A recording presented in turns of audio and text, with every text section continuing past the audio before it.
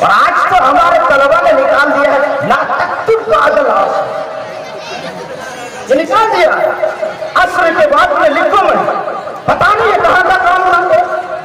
میں نے تو اعلیٰ حضرت فاضل بریلوی کے بارے میں پڑھا، حیات اعلیٰ حضرت میں علامہ ظفر الدین بہاری نے لکھا تقریباً 50 مفتیان کرام کے فتوے اعلیٰ حضرت عصر سے لے کر مغرب تک چیک کیا کرتے تھے۔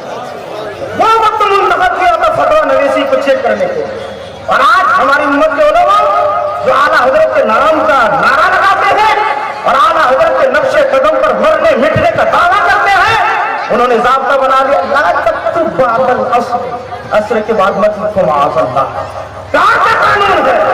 علامہ سعد الدین تفتازانی عصر کی نماز کے بعد بھی مطالعے میں رہتے تھے۔ ایک دن ایسا آیا، ایک شخص آیا، آنے کے بعد کہنے لگا قم یا سعد الدین لنذهب الى السیر، سعد الدین کھڑے ہو جاؤ، تفریح کے لیے چلتے ہیں، ذرا ٹہل کر کے آتے ہیں، نظام کی چشتی آئے گی، طبیعت میں نشاط پیدا ہوگا، پھر کتاب سمجھنے میں اچھا لگے گا، کتابیں جلدی سمجھ میں آ جائیں گی، ذہن ہرا بھرا رہے گا۔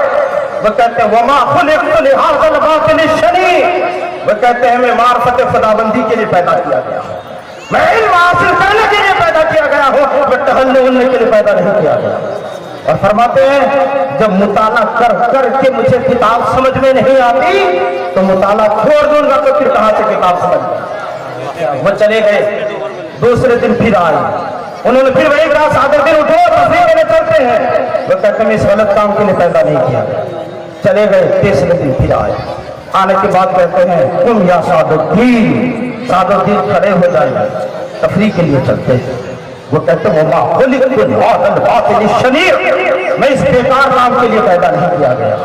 اور اس کے بعد علامہ سعد الدین سلام کرتے ہیں اور کہتے ہیں وما رأیت افلد منک، میں نے آپ سے زیادہ کسی کو کن ذہن نہیں دیکھا، میں 3 دن سے کہہ رہا ہوں کہ میں اس غلط کام کے لیے پیدا نہیں کیا گیا، مگر پھر بھی بار بار بلانے کے لیے آ رہے ہیں، بات تو سمجھو، میں نہیں جاؤں گا تفریح کے لیے۔ اب سنیے اس کے بعد کیا ہوتا ہے، وہ کہتے ہیں میں عام انسان نہیں صحابی رسول، سبحان اللہ، میں عام انسان نہیں ہوں، صحابی رسول۔ اور چلیے آپ کو مصطفیٰ جان رحمت بنا رہے ہیں، کہاں بلا رہے ہیں؟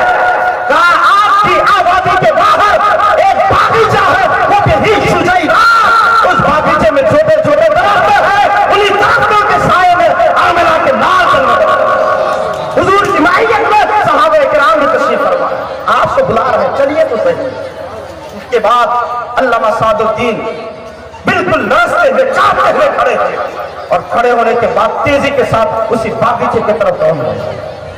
اس کے الفاظ ہیں وکان حافیاً، ان کے قدم میں چپل، تیزی کے ساتھ رفتاری کے ساتھ باغیچے میں حاضر میں دیکھا آمنہ کے نال واقعی جلوہ رہے، السلام علیکہ یا رسول اللہ۔ اس کے بعد میرے مصطفیٰ نے فرمایا سعد الدین تجھے میں بار بار بلا رہا ہوں، 3 دن سے بلا رہا ہوں اور آ نہیں رہے۔ انہوں نے عرض کیا حضور آپ کو تو پتا ہے میں کن ذہن ہوں، مجھے اگر پتا چل جاتا کہ مجھے حضور بلا رہے ہیں میرے اندر یہ جرأت کیسے کہ میں پھر وہیں رہتا، حضور مجھے تو پتا ہی نہیں تھا، آپ کو معلوم ہے۔ اچھا، پھر اس کے بعد سنیے میرے مصطفیٰ نے کیا کیا، فرمایا افتح فمک، اب جملے سنیے، فرمایا افتح فمک، اپنا منہ کھولو۔ علامہ سعد الدین نے اپنا منہ کھولا، حضور نے لعاب دہن نکالا، اور لعاب دہن نکالنے کے بعد علامہ سعد الدین کے منہ میں ڈالا، اور اس کے بعد فرمایا سعد الدین اب یہ بتاؤ تمہیں کیسا لگ رہا؟ تاریخ میں جملے سنو، علامہ سعد الدین کہتے ہیں وہ چاہے قرآن کا علم ہو، تفسیر کا علم ہو، حدیث کا علم ہو، اصول حدیث کا علم ہو، کائنات میں جتنی کتابیں اسلامی لٹریچر کے حوالے سے لکھی گئی تھی، میرے مصطفیٰ کا لعاب دہن کیا آیا کہ سارا علم آ چکا ہے۔ اب یہ سیرے سعد الدین نہیں بلکہ علوم معارف کا زنجیرہ بن چکا ہے۔ نعرہ تکبیر، نعرہ رسالت، مسلک اعلیٰ حضرت غریب نواز پان برد حضرت علامہ مفتی عارف حسین صاحب قبلہ، نعرہ تکبیر۔ اور یاد رکھیے میں خواب کی بات نہیں بتا رہا، یہ عالم बेदारी की बात है, ये सब बेदारी में हो रहा था। और ये वाकया मेरे मुस्तफा के इंतकाल के, हुजूर के वसाल के तकरीबन 750 साल के बाद का मामला है।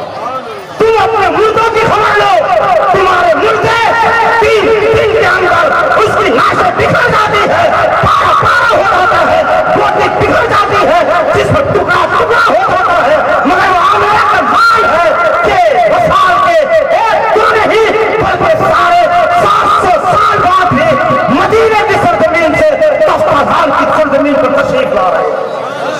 तो जिंदा है वल्लाह, तो जिंदा है वल्लाह, मेरे चश्मे आजम से छुप जाना। यहीं से ये अकीदा भी समझ में आया और वहीं से ये भी समझ में आया जो मुस्तफा सादुद्दीन को इतना इल्म अता कर सकते हैं। अगर आपके अंदर भी इश्क हो, हुब्ब सादिक, सच्ची लगन हो, बेहतरीन मेहनत, सच्ची जाफिशानी हो और फिर इश्क रिसालत के साथ में ढल करके अगर आप भी तालीम हासिल करोगे तो मुझे उम्मीद है जो तमगा मेरे रब के हबीब ने सादुद्दीन को अता किया था वही तमगा आपके बच्चों को भी अता फरमाएगा, हमारे तालिबान इल्म में न दिया। इसलिए हमें चाहिए कि हम अपने बच्चों को मेहनत और जाफिशानी करने वाला भी। एक इमाम गुजरे हैं, नाम है उनका इमाम अबू ज़करिया यहया बिन शरफ नववी रहमतुल्लाह ताला। जानते हैं कि उम्र कितनी है? 40 साल। ध्यान से सुनिए, इमाम नववी की उम्र सिर्फ 40 साल और किताबें कितनी लिखी? 500 किताबें लिखी। 40 साल उम्र में 500 किताबें। कभी एक मजमून लिख के देखिएगा, कभी ऐसे लिख के देखिएगा, कभी एक छोटा सा मजमून बनाने की कोशिश कीजिएगा, तब समझ में आएगा कितनी मेहनत लगती है। और 40 साल की उम्र में 500 किताबें लिखी। कैसे लिखे? तो उनके बारे में सराहत है कि वो सिर्फ पंजगाना नमाज पढ़ते थे और जुमा पढ़ते थे, ईदैन पढ़ते थे, जो फराइज है उनकी अदायगी करते थे, पेशाब पाखाना के लिए जाते थे, मगर कभी चित लेट करके नहीं सुने, टेप लगा करके थोड़ी देर के लिए सिर्फ आंखें बंद कर लिया। खाना उन्होंने अपने हाथ से कभी नहीं खाया, वो लिखते रहते थे। उनकी अम्मी आती, रोटी का टुकड़ा तोड़ती, सालन में डुबो करके उनके मुंह में डाला। उन्होंने अपने हाथ से खाना भी नहीं खाया। जब इस मेहनत से काम किए तो 40 साल की उम्र में 500 किताबें लिखी और अल्लाह ने वो मकाम बता दिया कि आज जहां भी देखे वहां चल रहा है इमाम नववी। हर जगह उनके शोरे हैं, उलमा की मजलिसों में और उलमा की महफिलों में उन्हीं की चर्चा गाई जाती है। आप आला हज़रत फाजिल बरेलवी को देख लीजिए, 1000 से ज्यादा किताबें, मामूली बात नहीं। इस मुख्तसर सी उम्र में इतना बड़ा काम, ये सब ऐसे नहीं होता है जो इंसान खाते हैं, देखता रहे, आराम करता रहे, राहत तलब बन जाए और फिर वो शख्स ये चाहे कि हम सिर्फ शाबाशी करते रहे, सोते रहे, मस्तियां करते रहे। तो फिर ये उम्मीद मत रखना कि तुम मस्ती करते रहोगे और तुम्हारे ऊपर मन्नो सलवा का नज़ूल होगा, रहमतों का नज़ूल होगा, बरकतों का नज़ूल होगा। बरकतों का नज़ूल उस बंदे पर अल्लाह फरमाता है जो इंसान मेहनत और जाफिशानी किया। हमारे जलसे के और इस इदारे के सदरुल मुदर्रिसीन वही बेगरामी हजरत मौलाना अल्लामा मौलाना नौशाद आलम साहब किबला ने हमें एक और हुक्म दिया। मैं उस टॉपिक पर बस 1-2 हदीस पेश कर दे रहा हूँ। मेरी गुफ्तगू इस उन्वान पर यही खत्म मैं कर रहा हूँ, उससे ज्यादा बोल नहीं सकता, वक्त नहीं है। उन्होंने एक उन्वान पर बस मुख्तसर में बोलूंगा, ज्यादा नहीं, वो वजाहत करके मैं अपनी गुफ्तगू खत्म कर दूँ। वो है क्या? मुस्तफा जान रहमत पे लाखों सलाम, शम्अ बज़्म हिदायत पे लाखों सलाम, आला हज़रत मशहूर ज़माना सलाम। और आज सिर्फ हिंदुस्तान नहीं, बैरून हिंद दूसरे ममालिक में भी इस सलाम को पढ़ा जाता है, सुना जाता है और इश्क और अकीदत से पढ़ करके लोग झूम भी। मगर इस सलाम पर हमारे कुछ भाइयों की तरफ से एतराज, उस एतराज का हल उन्होंने पेश करने के लिए मुझसे अभी कहा। एतराज क्या है? 2 तरह का एतराज है, एक तो फजूल बकवास है और एक वाकई एतराज है। एक फजूल बकवास ये है कि वो लोग कहते हैं मुस्तफ़ा को उनके बेटे, रहमत उनकी बीवी और सना उनके जो है भाई। तो इसी तरह से उन्होंने अपने घर वालों को सलाम कहा माअज़ल्लाह। हालांकि उस शेर को पढ़ने वाला हर शख्स समझ सकता है कि फरमा रहे हैं शम्ए बज़्म हिदायत, शम्ए बज़्म हिदायत, ये जुमला खास तौर मुस्तफ़ा जान रहमत के लिए यूज किया गया।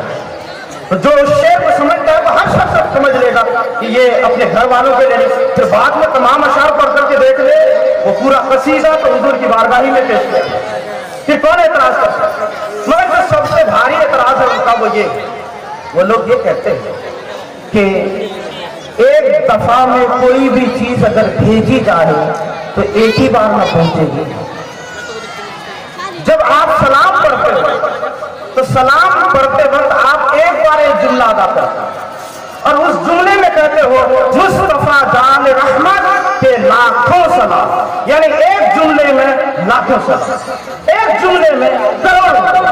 इस पर उनका ये एतराज है कि एक जुमला हो और लाखों सलाम पहुंच जाए, एक जुमला हो और करोड़ों दुरूद पहुंच जाए, ये कहां से होता? एक जुमले में तो सिर्फ एक सलाम हो, अगर लाखों सलाम करना हो तो लाखों बार वो जुमला अदा करना हो, ये उनका एतराज।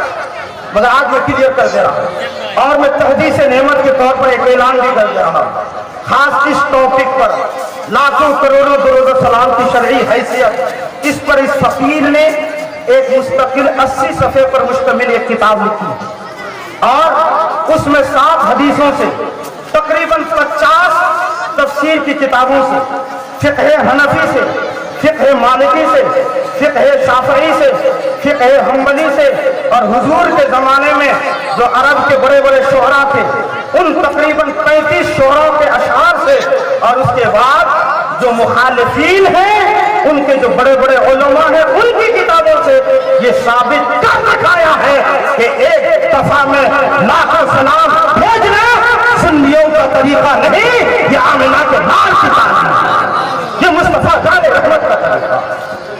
सिर्फ 2 हदीस सुनिए, मुस्लिम शरीफ की हदीस पाक और क्या चाहिए।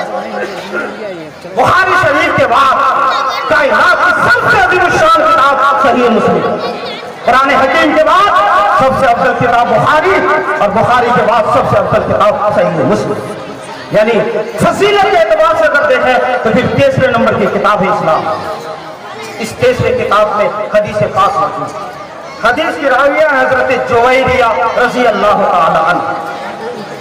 आज आप भी जब तस्बीह पढ़ते हो सुभान अल्लाह अल्हम्दुलिल्लाह, तो आप लोग तस्बीह रखते हैं ना, वो माला रखते हैं ना और गिनते हैं ना, ऐसे सुभान अल्लाह कहते रहते हैं। मैं उसको नाजायज नहीं कहता हूँ, राशुबा वो भी जायज है। और आज दावत इस्लामी वालों ने एक तरीका निकाला, उन्होंने वो टिप टॉप जो घड़ी होती है ना उसी तर्ज की एक चीज निकाली, बटन दबाते रहते हैं सुभान अल्लाह कहते रहते हैं। मुझे वो समझ में नहीं आता। मैं उस जमात की दूसरी फजीलतों का एतराफ करता हूँ मगर मुझे ये चीज समझ में नहीं आती।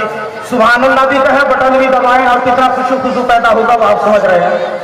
मेरे हुजूर ने तो फरमाया उंगली के पोरों पर और उंगली के जोड़ों पर सुभान अल्लाह और अल्हम्दुलिल्लाह पढ़ा करो, कायनात में गाड़ी फंस जाएगी अगर मैदान महशर में तो ये उंगली के जोड़ गवाही देंगे इन्होंने तस्बीह पढ़ी, इसकी निजात हो जानी चाहिए, इसे जन्नत के हवाले हमें यह करना चाहिए। लेकिन उसके बावजूद कुछ तस्बीहात ऐसी हैं जो गिनी जाती हैं, गिनी के पढ़नी पड़ती है, जैसे सुभान अल्लाह 33 बार, अल्हम्दुलिल्लाह 33 बार, अल्लाहु अकबर 34 बार, तो उसमें भी गिन सकते हैं। लेकिन अगर किसी को याद न रहता हो तो माले में गिन ले तो कोई हरज भी नहीं है, मगर बेहतर यह है कि आप उंगली पे पढ़ लिया कीजिए, कम अज कम ये जाकर के गवाही तो दे दे और बख्शिश और निजात का जरिया बन जाए।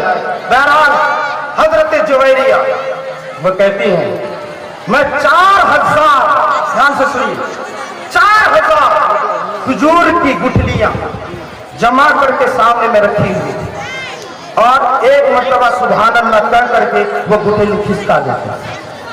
उस जमाने में तो इस तरह तस्बीह का सिस्टम नहीं था, तो उन्होंने खजूर की जो गिठलियां पाई उन गिठलियों को जमा कर और 4000 गिठलियां जमा और सामने रख लिया।